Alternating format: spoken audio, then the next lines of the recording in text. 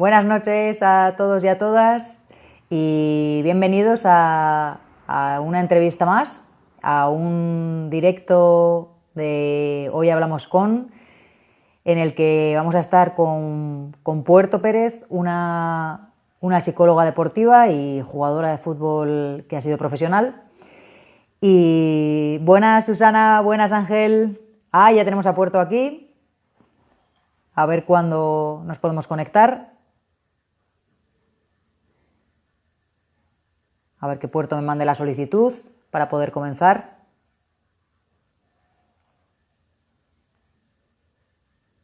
A ver si nos conectamos.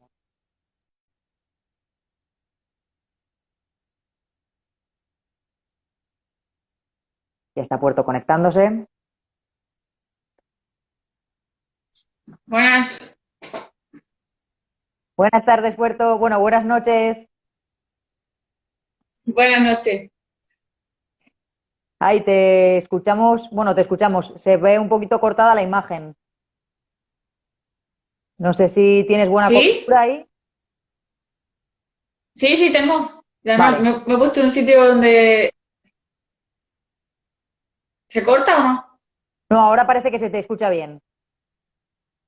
Vamos a ver cómo va Vale, transcurriendo las preguntas y en función de cómo veamos, no, vamos viendo a ver cómo va, ¿vale? vale. Bueno, pues bienvenida a Puerto, bienvenidos a todos y muchas gracias por estar aquí escuchando esta entrevista. Por aquí me dicen que Ángel y Candela que te ven bien y que te escuchan bien, así que perfecto. Y nada, realmente quería traerte aquí, Puerto, porque me parece una labor fundamental la de los psicólogos deportivos y además tú no eres una psicóloga deportiva cualquiera, sino que eres deportista también, y has sido deportista toda tu vida. Entonces es como unir las dos facetas y creo que nos vas a poder aportar a todo el mundo muchísimo valor. Entonces, me gustaría que nos contaras un poco, que empezaras contándonos un poco, tu historia en el mundo del fútbol, porque tú eres futbolista, y en el mundo de la psicología. Cuéntanos un poco así de manera resumida, cómo se ha movido aquello en tu historia. Vale. Bueno, llevo más tiempo siendo deportista que psicóloga deportiva. Yo empecé a jugar al fútbol con 6 añitos en el equipo de mi pueblo con niños. Jugaba fútbol sala, ahí todavía no jugaba a fútbol y jugué ahí durante 2 años. Luego ya mi padre me llevó al pueblo de al lado, que es a Coria, y ahí estuve hasta los 15 años, que también jugando con niños, que es la edad hasta la que permitían a las chicas jugar con chicos. Luego me a Cáceres, a jugar en el femenino Cáceres, muy, muy pequeña. Me internaron aquí en la laboral y fue una etapa complicada, pero muy bonita a la vez, porque yo descubrí muchísimo de mí yéndome fuera de casa y estuve aquí durante 4 años. Luego ya tenía que salir a estudiar y decidí irme a Salamanca a estudiar psicología. Jugué allí durante otros 4 años y al terminar la carrera otra vez tenía que decidir qué hacer con mi vida. Decidí estudiar el máster Psicología Deportiva a distancia y me surgió la oportunidad de jugar en el Santa Teresa de Badajoz en Primera División y lo estuve compaginando. Y luego me salió trabajo aquí en Cáceres y llevo aquí 3 años jugando otra vez en el femenino Cáceres. Me he movido un poco en el fútbol en función de las decisiones que he tenido que ir tomando en mi vida, por así decirlo. Qué bueno, al final Y en todos los sitios vamos buscando equipos, ¿no? Cada vez que nos movemos a un sitio vamos buscando, venga, un equipo donde jugar. A mí también me ha pasado lo mismo y está muy guay. Para la gente que no lo sepa, decir que el Santa Teresa es un equipo bueno, sí, sigue estando, ahora está en primera división otra vez. Bajaron el año pasado, ¿no? Y siguen sí, estando en primera. sí. ¿Vale? O sea, que Puerto jugó en primera ese año en el Santa y que ahora en el Cáceres en el que está jugando en Reto Iberdrola, que es como si fuera segunda división, ¿no? Si no me equivoco.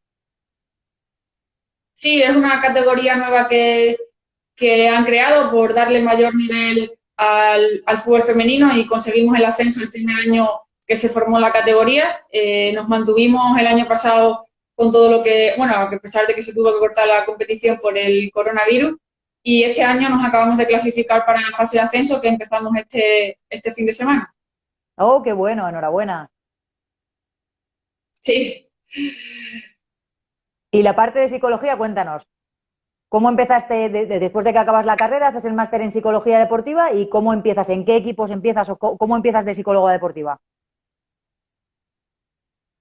Pues yo estaba estudiando el máster y estudiando el máster me llamó un conocido del pueblo, pero que tiene empresas por aquí, por Cáceres, y me dijo que estaba muy interesado en montar una empresa de psicología deportiva. Y como sabía que yo estaba estudiando para ello, que quería contar conmigo. Al principio pues todo me parecía un mundo porque yo no había trabajado todavía ni de psicóloga, porque de hecho no se puede si no tienes un máster específico. Y yo le dije, pues por supuesto que sí, que me ofrecía esa oportunidad y que yo tiraba para adelante con ello.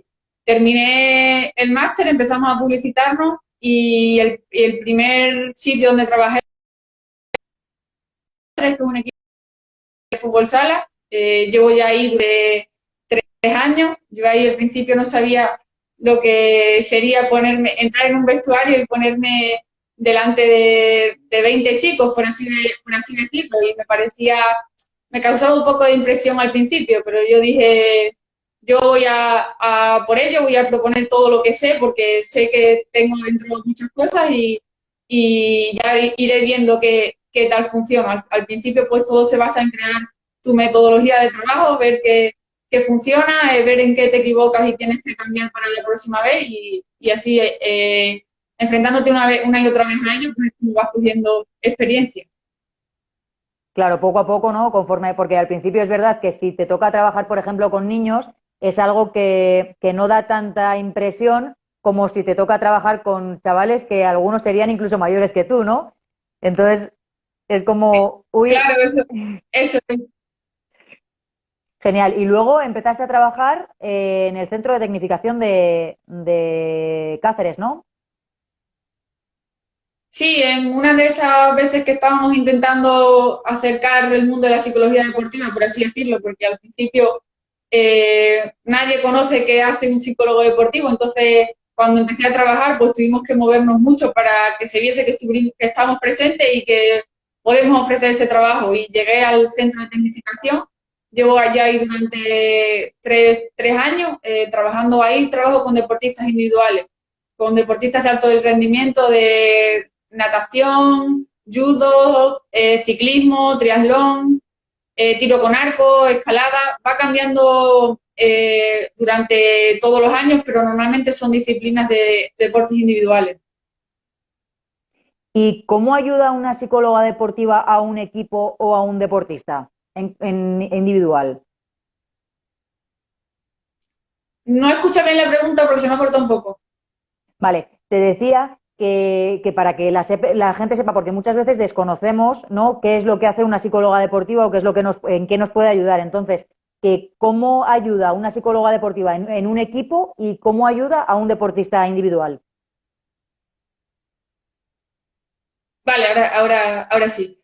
Pues los aspectos a trabajar serían prácticamente los mismos, pero obviamente la forma de trabajarlo es distinto. Y además también la importancia que suelen darte muchas veces es distinta. Normalmente un deportista individual es quien acude a ti porque sabe que hay algo que tendría que reforzar, que podría mejorar, y normalmente en un grupo eres tú quien propone el que podríamos trabajar, o eres tú quien empieza a hacerles ver qué es la psicología deportiva y qué aspectos necesitan trabajar, pues aparte de todo lo físico, lo técnico o lo táctico.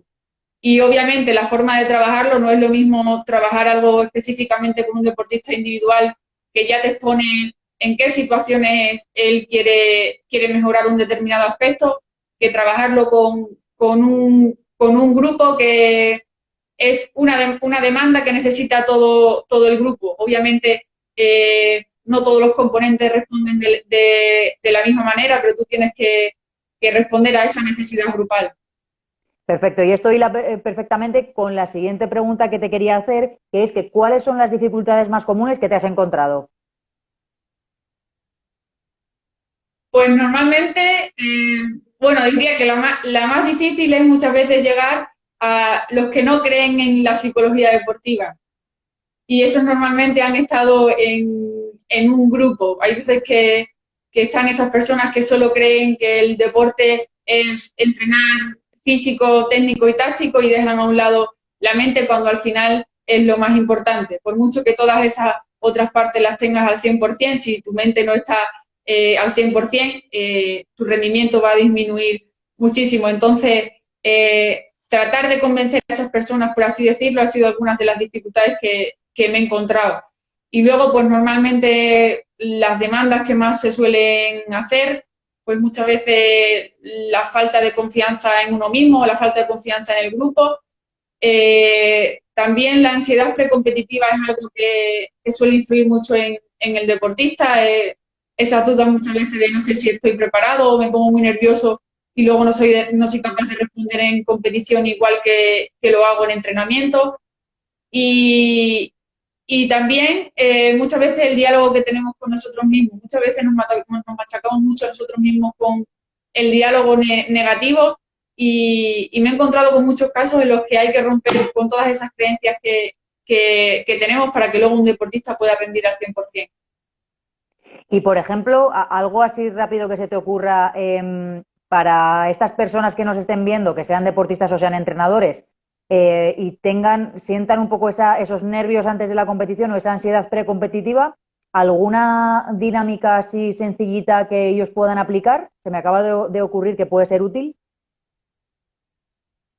Pues yo normalmente trabajo a través del establecimiento de rutina, que tú te establezcas una rutina a hacer antes de enfrentarte a la competición, de tal manera que mientras tú estás haciendo esa rutina, estás evitando pensar en todo eso que puedes dudar que puede ocurrir en la competición y tú estás ocupándote en tu rutina y evitando preocuparte, por así decirlo.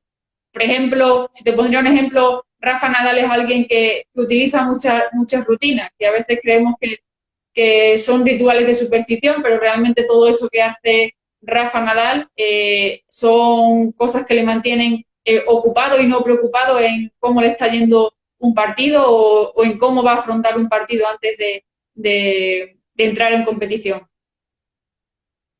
Justo él me había venido a la mente cuando estabas diciendo lo de las rutinas, me ha venido a la mente Nadal con todas sus rutinas de que si me meto el pelo detrás de la oreja me saco el calzoncillo, me seco el sudor, que eso, que pensamos muchas veces que Nadal Nadal tiene muchísimas tanto en el antes de la competición como durante la competición. Incluso muchas más de las que conocemos común, que son las más famosas. qué bueno, qué bueno. Pues muchas gracias porque creo que esto le puede servir un montón a la gente. Al final, es verdad que siempre se trabaja que cuando solamente puede haber un pensamiento a la vez en la cabeza, ¿no? Entonces, si hay un pensamiento de una cosa que tengo que hacer, no puedo estar preocupada por otra cosa, porque estoy pensando en que ahora me toca enroscarle el tapón en la botella de esta manera, por ejemplo. O sea, se basa en Eso eso, es, ¿no? yo por ejemplo, claro, yo por ejemplo como jugadora siempre suelo cambiarme en el mismo orden cuando estoy en el vestuario. Entonces, mientras estoy pendiente de lo que me tengo que ir poniendo, estoy evitando pensar en lo que me puede poner nerviosa de cara al partido. Qué bueno, pues esa que se la apunte la Y gente porque es luego una muy fácil de hacer. se me ocurre otra que trabajo también muchas veces, que es el idear un plan de acción de lo que tú quieres en competición.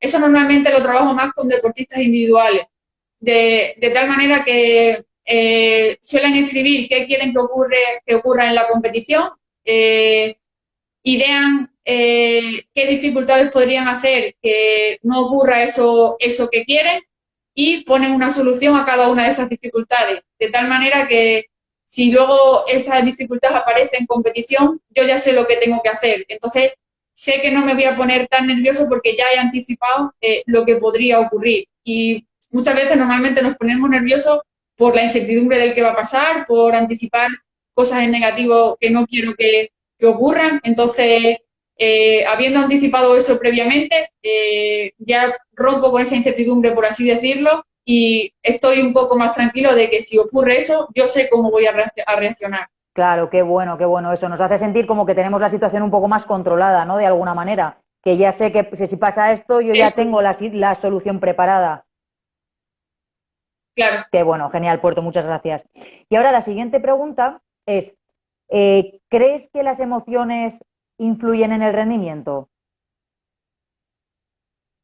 Sí, claro, obviamente, la emoción en la que estemos antes de un partido o antes de una competición o de un entrenamiento va a influir en cómo yo afronte ese entrenamiento o esa competición. No es lo mismo encontrarnos en emociones que por sí mismas diríamos que tienen un valor positivo, como puede ser el optimismo, el estar tranquilo, el tener confianza, que tener una emoción en un estado negativo. Y cuando tenemos miedo, nervios, pesimismo, obviamente mi forma de afrontar ese entrenamiento, esa competición, va a ser diferente. Igual que el cómo nos encontramos en nuestro día a día influye muchas veces en cómo interpretamos las vivencias del día a día y a veces un mínimo detalle. Si tenemos un día malo, pues lo hacemos gigante, o si tenemos un día bueno no le damos importancia, pues lo mismo ocurre muchas veces en un entrenamiento o en una competición. Un mínimo error, si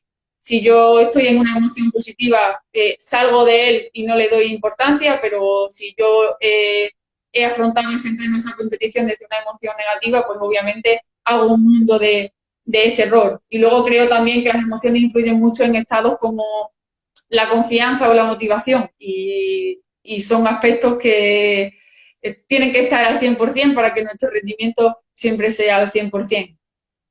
Totalmente de acuerdo, es cierto. Y los que hemos sido deportistas, además de entrenadores, lo sabemos, lo hemos vivido en nosotros mismos, ¿no? Esa sensación que tenemos un día que estamos como súper bien y tenemos esa sensación de fluir, que todo nos sale, que de repente ese día en el entrenamiento o en el partido, sea lo que sea, nos sale todo y otro día en el que por lo que sea vamos cruzados por algo o nos cruzamos en ese momento y de repente parece que no has jugado, en mi caso, por ejemplo, a balonmano nunca, en tu caso al fútbol, ¿no? Que dices, jolín, esto es una tontería, este pase, un pase largo, ¿no? Un pase de contraataque, o vosotros un centro, o un remate, o cosas que son básicas que haces perfectamente y haces 100.000 veces todos los días.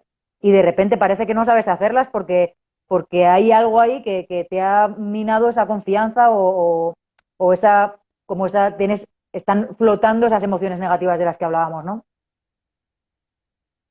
Y por eso yo muchas veces digo que es muy importante saber estar en el aquí y ahora. Es decir, que si yo estoy en un entrenamiento o en una competición, sepa olvidar lo que ha ocurrido, por ejemplo, en todo mi día y que me puede tener en una emoción negativa y sepa que voy a entrenar a solo a entrenar, que en mi cabeza no esté todo lo que haya ocurrido anteriormente, que puedo tener mil preocupaciones, pero que las 2 horas de entrenar o el tiempo que sea de entrenar o de competir sea solamente para eso. Ya tendré tiempo luego de volver a ocuparme de los problemas, pero que seamos capaces de estar en el aquí y ahora.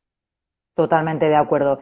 Pili dice, una oyente, dice, ojalá esta charla hace algunos años. Ojalá, yo siempre he pensado cuando he aprendido de esto, después, bueno, o en mis últimos años de deportista, he dicho, jolín, lo que hubiera disfrutado del deporte y lo que hubiera rendido más si hubiera conocido esto cuando era más pequeña.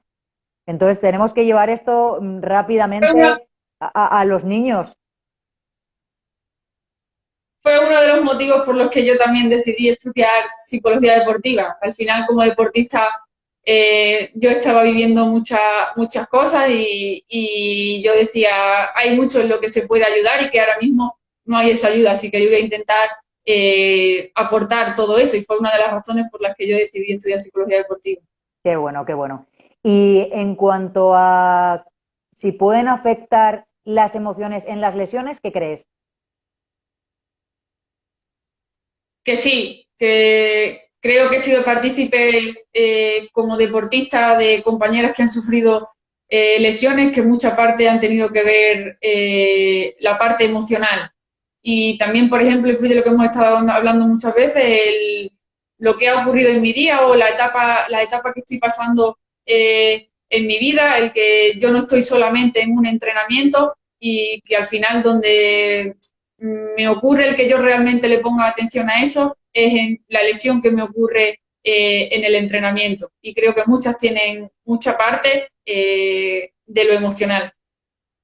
Claro, al final realmente somatizamos todas las emociones. Siempre recordamos a la gente que nos está escuchando, hablamos siempre de emociones positivas y negativas para que se entienda, porque socialmente están así vistas, aunque no, para mí no existen como tal las emociones positivas y negativas, sino que cada una trae un mensaje, ¿no? Y si sabemos entenderlo, pues la emoción se convierte en positiva porque hemos sabido entender el mensaje. Si no lo sabemos entender, pues no sabemos manejar esa emoción y entonces se puede convertir en negativa, ¿no?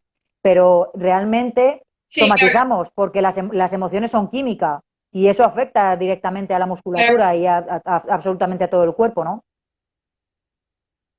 Sí. Yo misma, por ejemplo, como deportista me ha surgido en alguna etapa, por ejemplo, recuerdo mi etapa de segundo de bachillerato, donde yo pasé un tiempo de mucho estrés y donde luego reflejaba todo eso, era en que continuamente tenía esguinces de tobillo, que me los hacía de la nada entrenando y muchas veces me dijeron, y yo ahora creo que es así, que era por todo el estrés que yo tenía en ese momento. Seguramente, que bueno, es por eso hubiera sido tan genial saber esto cuando éramos más pequeñas, pero bueno, está fenomenal porque las cosas nos vienen cuando nos tienen que venir y bueno, y ahora podemos ayudar a toda esa gente, a todos esos niños, adolescentes y adultos que, pues que no conocen esto y bueno, que con este tipo de entrevistas pues podemos dar un poquito de luz, ¿no? En este aspecto. Pues sí, la verdad es que estamos dando pequeños pasos, pero estamos avanzando en este mundo de dar a conocer la necesidad de un psicólogo deportivo y yo creo que donde romperíamos con todos los mitos que hay alrededor de la psicología es empezando a normalizarnos desde el ayudar a los niños. Obviamente, si cada club de cantera o si cada niño desde que es pequeño empezase a trabajar con un psicólogo deportivo, se nos normalizaría más como una figura pues al lado de un entrenador, de un preparador físico y no se nos vería muchas veces desde esa parte rara, yo no quiero trabajar con un psicólogo deportivo porque es algo negativo, cuando yo creo que un psicólogo deportivo es justamente lo contrario, simplemente ayudamos a reforzar el rendimiento de un deportista. Yo siempre digo que al psicólogo no va quien tiene problemas, sino quien quiere solucionarlos, porque problemas tenemos absolutamente todos. El deporte es lo mismo. Que al psicólogo deportivo solo va quien quiere mejorar realmente su rendimiento y está comprometido con ello, no el que no tiene problemas no va, porque es que todos hemos tenido momentos de bajones de ánimo, hemos tenido momentos de falta de confianza, de falta de motivación, absolutamente todos los que hemos hecho deporte y como entrenadores igual. Entonces, es lo que dices, hablamos de normalizar. Y dentro de esto que hablabas del deporte base, sabemos que muchas veces no hay recursos económicos para que todos los clubes o para que un club tenga un psicólogo deportivo o una psicóloga deportiva como tal para el club. Entonces, de donde nace mi proyecto es de justamente esa parte de dotar un poco a los entrenadores de formación de habilidades de liderazgo y de comunicación para suplir esa, esa carencia de un psicólogo deportivo, pero que no se note en el hecho de que los niños tengan esos recursos porque el entrenador los tenga. Entonces, mi pregunta sobre esto es, ¿recomendarías a un entrenador de, bueno, de formación o de no formación? En este caso hablamos de base porque para mí es lo más importante porque es el mayor porcentaje de niños de este país el que practica deporte. Luego al alto rendimiento llegan pocos, ¿no? Entonces, ¿le recomendarías a este tipo de entrenadores formarse en habilidades de liderazgo y de comunicación? Sí, claro, obviamente al final son herramientas que te ayudan en la relación con un deportista, que creo que es fundamental para llegar a obtener el 100% del rendimiento de un deportista. Y hay muchas veces en las que un entrenador no sabe cómo transmitir realmente lo que quiere o no sabe cómo llegar realmente a un deportista y si pudiésemos dotarle de todas estas herramientas, pues le facilitaríamos ese camino. Además, sé que es eficaz porque tuve la oportunidad de hacer mis trabajos de investigación, tanto del grado como del máster, sobre la comunicación de los entrenadores y yo pude ver cómo un entrenador muchas veces no es consciente de las consecuencias que tiene en la conducta de sus deportistas su forma de comunicar. Por ejemplo, el cómo yo doy una instrucción, si yo la doy de forma punitiva o si yo la doy con un refuerzo, pues luego puedo hacer que un deportista vuelva a intentar algo en lo que antes ha fallado, que simplemente no lo vuelva a hacer. Y eso de todo es por la forma en la que yo he dado esa instrucción. Entonces, yo trabajé de forma que los entrenadores observaban su comportamiento y luego la consecuencia que tenía en sus deportistas. Establecíamos una intervención a partir de esa observación en la que ellos solo decidían lo que querían cambiar y le ayudábamos en cómo podían hacerlo y volvían a observarse otra vez después de la intervención. Y ellos solo veían como muchas veces con un ánimo, con un refuerzo, con una instrucción sin que haya nada punitivo, era mucho más fácil conseguir buenos rendimientos de un deportista y no a través de la comunicación que utilizaban. Y ya no solo era comunicación verbal, sino también comunicación gestual. Entonces, yo creo que si tuviesen la oportunidad de formarse mucho más en ello, pues llegaría mucho más fácil a sus deportistas, que al final tiene que ser el objetivo de un entrenador realmente. Totalmente de acuerdo, Puerto. Es vital la comunicación, como dices, tanto verbal como no verbal, la comunicación corporal y la comunicación, el tono de voz, cómo dices las cosas, cómo está tu cara, cómo está tu cuerpo, en cada momento es súper importante. Yo siempre digo lo mismo, es que es imposible no comunicar, solo es posible comunicar sin saber que estás comunicando, inconscientemente. Entonces, Sí, a veces en lo del vídeo, lo que tú te refieres con el vídeo, con grabarse y luego observarse, nos da esa pista de yo no tengo ni idea de los gestos que estoy haciendo o de cómo estoy hablando.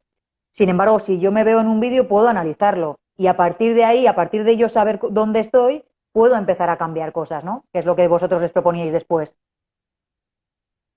sí, claro, al final hay muchas veces que no soy consciente de todo lo que transmito con esa parte no verbal, pero todo eso también llega a un deportista. El cómo yo reacciono ante un gesto suyo, ante un error suyo, es información que yo estoy transmitiendo, que a veces no soy consciente de ello, pero que sí está teniendo una consecuencia en mis deportistas. Entonces, si yo aprendo también a ponerle atención a eso y lo acompaño de una buena comunicación, pues obviamente va a ser mucho más eficaz a la hora de trabajar con mis deportistas.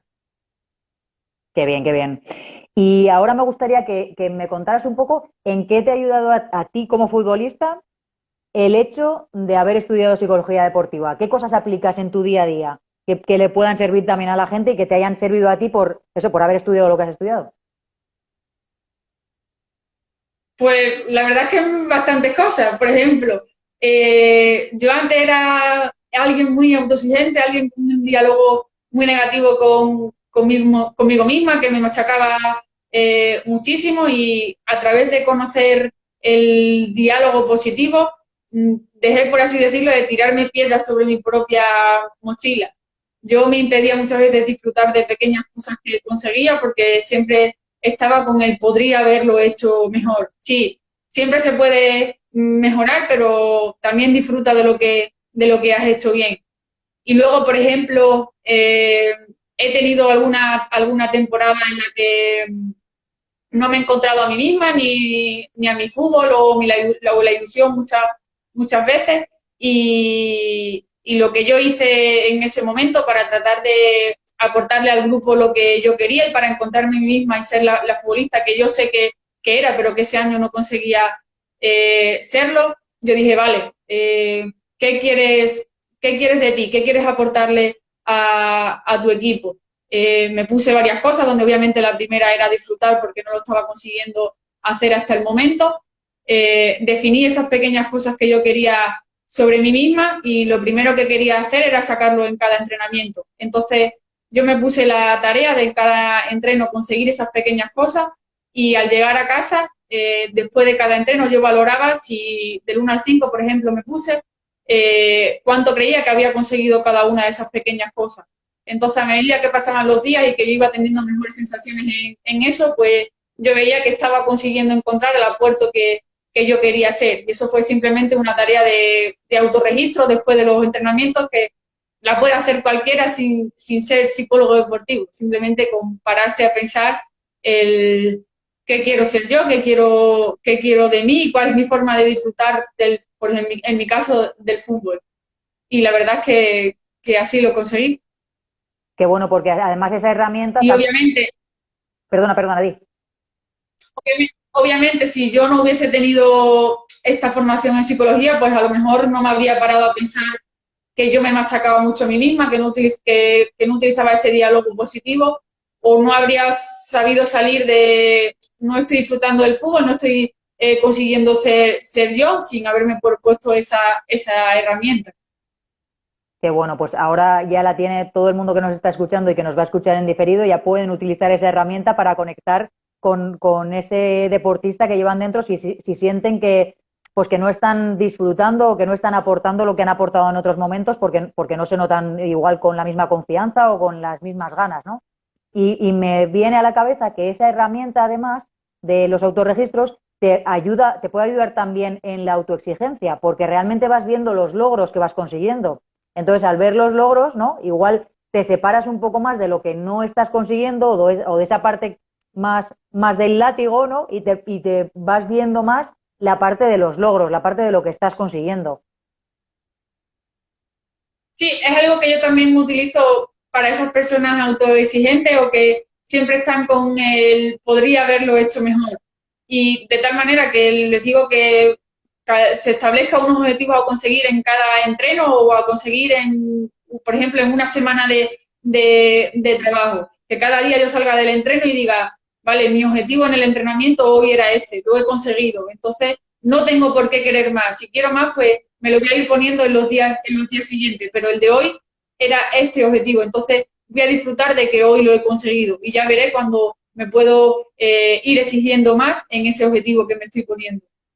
Muchas veces hablamos de autoconfianza, ¿no? De sentir esa confianza en nosotros mismos y hay veces que no somos capaces de sentirla porque la autoconfianza está muy ligada a lo que consigues o lo que no consigues. Entonces, si realmente somos capaces de pararnos y de elegir esos objetivos de los que hablas, de elegir esas pequeñas metas que yo quiero conseguir cada día, fijaros, imaginaos que empezáis hoy, pues fijaros el montón de metas que podréis haber cumplido a final de temporada.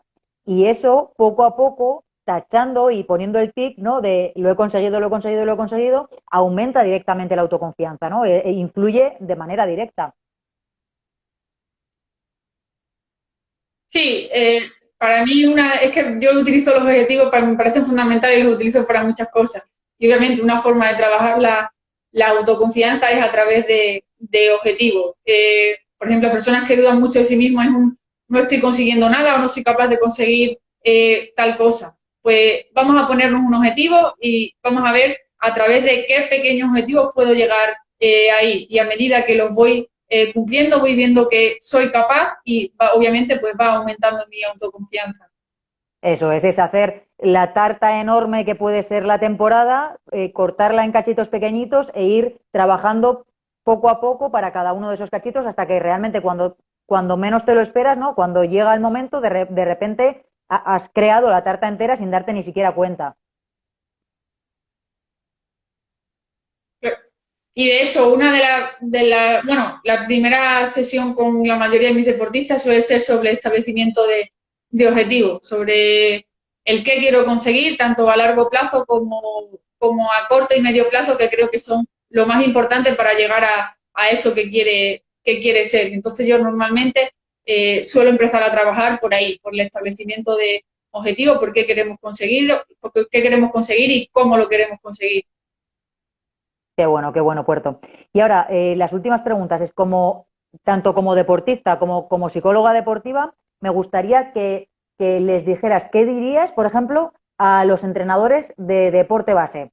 Un mensaje te voy a hacer como 3 o 4 preguntas seguidas, enfocadas a diferentes partes involucradas dentro del deporte y me gustaría pues, que dieras una recomendación, ¿no? Tanto como, digamos, aunando tus facetas de deportista y de psicóloga. Entonces, empezamos por a los entrenadores de base. ¿Qué les dirías? A los entrenadores de base que trabajen desde el mirar a la persona, desde que el niño disfrute, que su experiencia con el deporte sea positiva, desde el acercarle todos los valores que lleva consigo el deporte y sobre todo que trabajen desde la empatía, desde lo que creen que un niño puede necesitar y que no tengan prisa por llegar a ser los artífices, por así decirlo, del mejor deportista del mundo, de un Messi o de un Cristiano. No, que lo que tiene que hacer un niño es disfrutar, tener una buena experiencia con el deporte y sobre todo que pongan la misma atención tanto a un niño que creen que tiene muy buenas cualidades como a un niño al que le falta mucho. Que al final el niño está ahí para disfrutar del deporte y ellos son la figura que tiene que hacer que así sea. Qué bueno, perfecto. Y a un entrenador de alto rendimiento, porque no me gusta llamarlos entrenadores profesionales, porque para mí profesional es absolutamente todo el mundo que dedica parte de su tiempo, invierte parte de su tiempo y de su esfuerzo en mejorar como entrenador cada día, ¿no? Entonces, que eso es lo mismo un entrenador de base, cobre o no cobre, que un entrenador de alto rendimiento. Entonces, eh, a un entrenador en este caso de alto rendimiento, ¿qué mensaje le darías? De alto rendimiento, se centre siempre en tratar de sacar lo mejor de sus deportistas. Si trabajan con un grupo, de formar un grupo que tenga una identidad, donde todos se sientan importantes, desde el que más participa hasta al que menos participa y que para sacar lo mejor de cada uno de sus deportistas se lo transmitan, qué es lo que quieren de él. Muchas veces ocurre que los deportistas no sabemos qué es lo que mi entrenador quiere, si estoy haciendo las cosas bien o mal. Entonces, si yo le digo eso que quiero de él, un deportista va a saber en base a qué tiene que trabajar o qué tiene que cambiar cuando no estoy respondiendo a eso que, que quiere mi entrenador. Y les diría que creo que el mayor triunfo para un entrenador es dejar huella en un deportista. El que un deportista cree que ese entrenador le ha aportado algo para llegar a ser lo que algún día quiere ser, independientemente de que llegue o no. Pero este entrenador puso una piedra en ese camino. Qué bueno, qué bueno.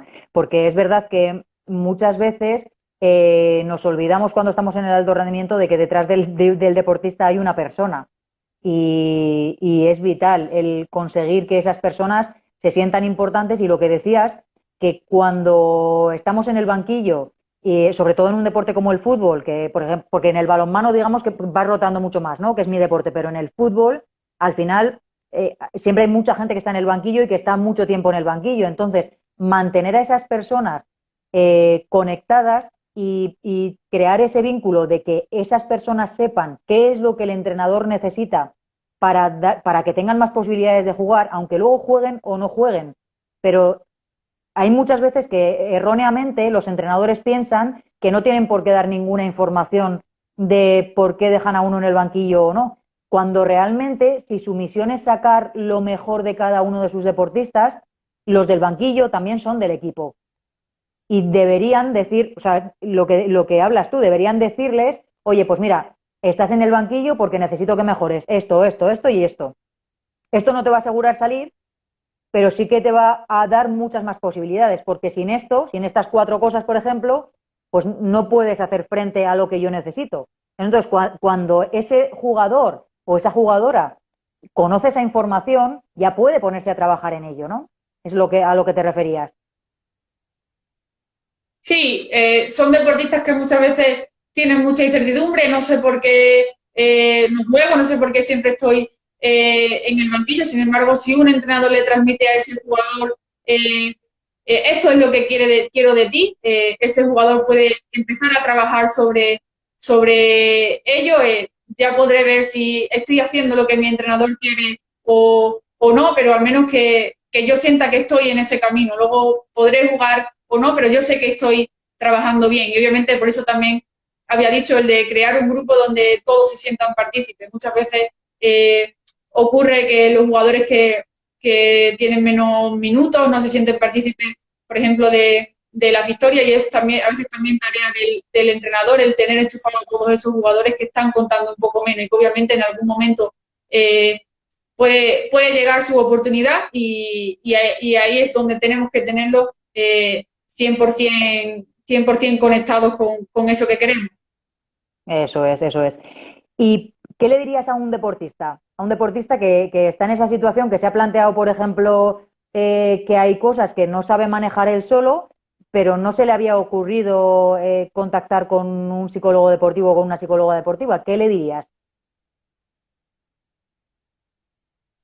Pues aquí un poco lo que hemos dicho antes, que se rompa con todos esos mitos que rodean a la psicología deportiva, que se nos normalice como una figura para ayudar a reforzar el rendimiento de un deportista y que recurran a nosotros pues sin ningún tipo de pensamiento negativo, por así decirlo. Estoy recurriendo a un psicólogo deportivo porque yo quiero mejorar algo de mi rendimiento, algo que me va a ayudar en mi deporte.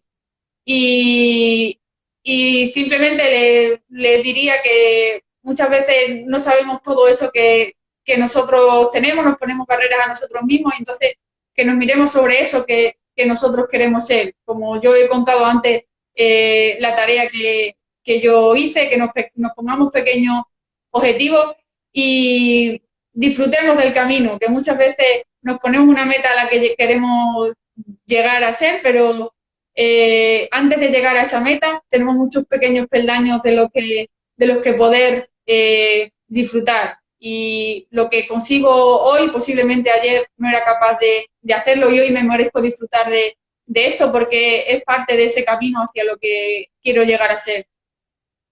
Sobre todo porque lo que quiero llegar a ser, no sé si voy a llegar a serlo. No sé si igual hay objetivos que no sé si voy a llegar a conseguir. Entonces, si yo no disfruto por el camino, no tiene sentido. Es como me estoy machacando todos los días para ir hacia un sitio que no sé si voy a llegar.